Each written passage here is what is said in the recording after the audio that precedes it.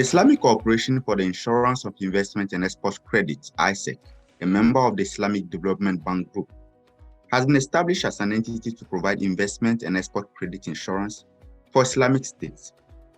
Today, on the ICIEC on the pod, we are having a conversation with Mr. Mourad Mizouri, who in his capacity as manager for the Middle East and North Africa region, Division of Business Development Department, will be talking to us about ICIEC and the role it intends playing in cross-border investment in Africa, post-COVID investment challenges on the continent, and how AATB member countries can make investments safer.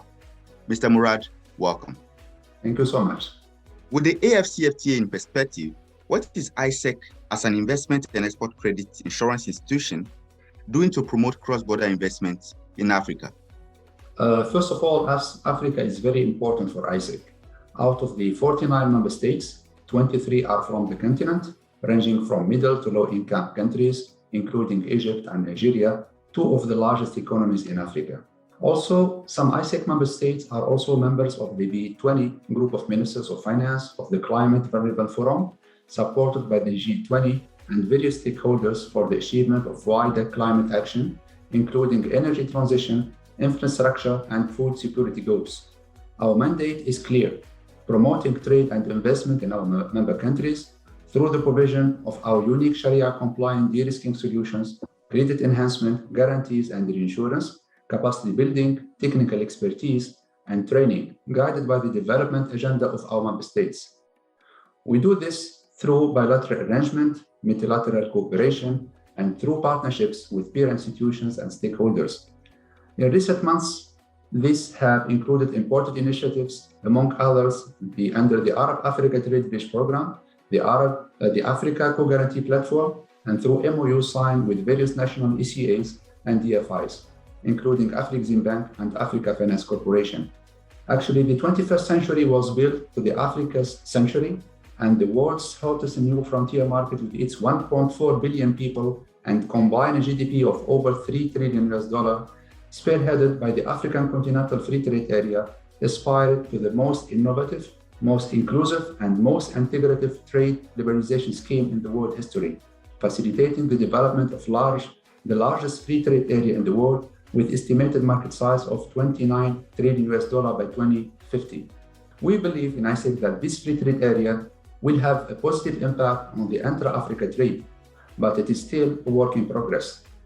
A recent trade survey of African CEOs by the Pan-African Private Sector Trade and Investment Committee revealed that implementation of the free trade area will be a long process that will be shaped by thousands of small steps, including making the required legislative and regulatory challenges.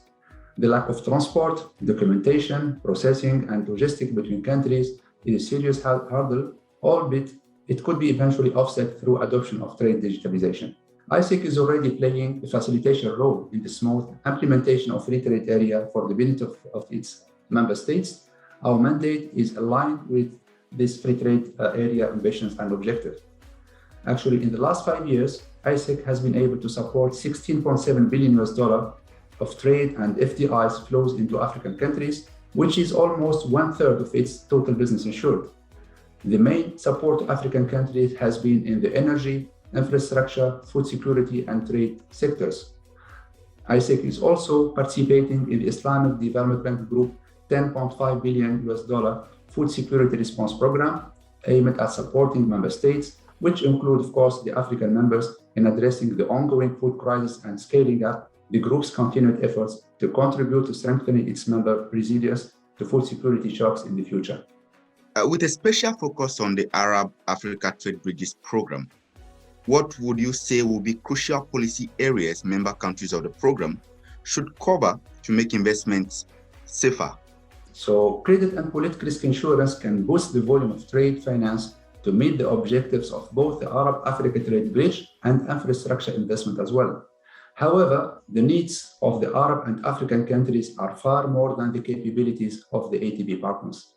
It becomes then imperative to seek innovative structures that can leverage the capabilities of the existing member institutions and offer appropriate risk mitigation tools to mobilize financial resources from external partners. ICIEC alone has closed $5.6 billion worth of transactions to date under the Arab Africa Trade Bridge Program. The credit and political risk insurance is an important tool to make investment and trade safer and more cost-effective. In this regard, there are insurance and guarantee schemes available in the market to de-risk and provide credit enhancement and capital relief solutions to exporters, contractors, investors, and banks operating in international trade. Government and professional associations can also play an important advocacy role in increasing awareness and market education about the availability, accessibility, and importance of credit and investment insurance. These include Bern Union, the leading global association for the export credit and investment insurance, which annually, according to the WTO, contributes to around $2.5 trillion of payment risk protection to banks, to exporters, and to investors. And this is equivalent to 13% of the world cross-border trade for goods and services. There are other associations such as the MN Union, which is the Union for Commercial and Non-Commercial Credit Insurance in the OIC member countries, currently managed by ICIEC. And also there is ICIEC, the International Credit Insurance and Surety Association of Private Sector Insurers, that play an important role as well in educating the members, stakeholders in their respective countries, regulators, and collecting independent and reliable data regarding the industry. There are, of course, other challenges, like harmonized regulatory and legal frameworks, timely and selective government support during times of extreme stress, such as the pandemic and the global shocks as a result of the Ukraine conflict, disruptions in food and fuel supplies and prices, moves towards the eventual adoption of the IFRS 9 and 17 reporting standards, harmonized customs and tariffs, good governance and policies to promote political stability, just and fair repatriation of profits, uptake agreement for projects in energy transition, and safeguards against the threat of expropriation. The acceptability of insurance policies as capital relief tools by the banking regulatory bodies in the member states is crucial to allow offering a blended solution to exporters and investors in Africa through providing insurance and financing packages. Developing countries often have problems attracting inward FDI flows, partly because projects are often deemed as not bankable. Projects involving climate adaptation and food security present even bigger challenges for private investors because of various risks. Finally, the private sector engagement requires credit enhancement, which ICIEC is uniquely positioned to do through its sustainability policies and access to its member states' national and sub-national bodies, which engage with relevant projects and transitions. Thank you very much for that detailed response. Mr. Mizouri, how would you say the role of ICIEC as leader of the AATB insurance pillar help facilitate trade between Arab and African countries? Okay, thank you so much for this question. So, as you know, ICIEC's role as the lead of the AATB insurance pillar has been important to the success of the program. Actually, the private sector development is one of the main pillars of the ICIEC strategy, embedding commercial opportunities and helping corporates and banks make a material difference to support positive development outcomes, and is something that risk mitigation tools can facilitate. The credit insurance and risk mitigation solution are an established part of the trade finance ecosystem, but the gap between the trade that is insured and not insured remains high, even in developing economies. In developing economies, the base is even lower, which on the positive side presents great opportunities provided the various risks are mitigated. The AATB was launched in 2018 by the OPEC Fund for International Development, OFID, the Arab Bank for Economic Development in Africa, BADIA, the ISDP, ICIEC, Afrexim Bank, the International Islamic Trade Finance Corporation, ITFC, and the governments of Egypt, Morocco, Senegal, and Tunisia. ICIEC cooperates with the other AATB members, namely Afrexim Bank, ITFC, and BADIA, in offering blended solutions to trade finance facilities benefiting Arab African partners. In 2022, ICIEC facilitated more than $400 million in trade finance transactions with Afrexim Bank and ITFC, either directly or through syndication arranged by these two entities. Such facilities benefited African countries and were related to the import of strategic goods and soft commodities.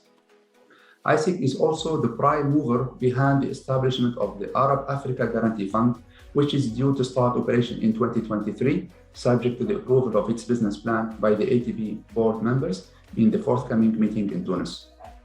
The fund provides a scalable structure that aims to mobilize financial resources and risk mitigation capacity to support trade and investment in Arab and African countries, and ensures that all-in-all pricing of transaction is optimized for the end beneficiaries through blended structures.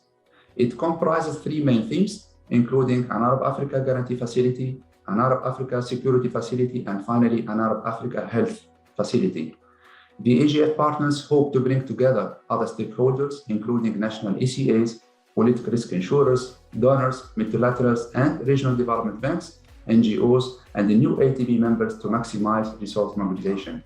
Finally, the AGF is a good tool as it will serve the purpose of reducing premiums as well as the overall pricing charged by guarantees and insurance entities, as well as provide first and second loss coverage on transaction, thereby supporting investment flows to critical sectors, which will lead to economic growth and development in Africa. Mr. Mourad Mizouri, thank you for bringing ICIEC on the pod.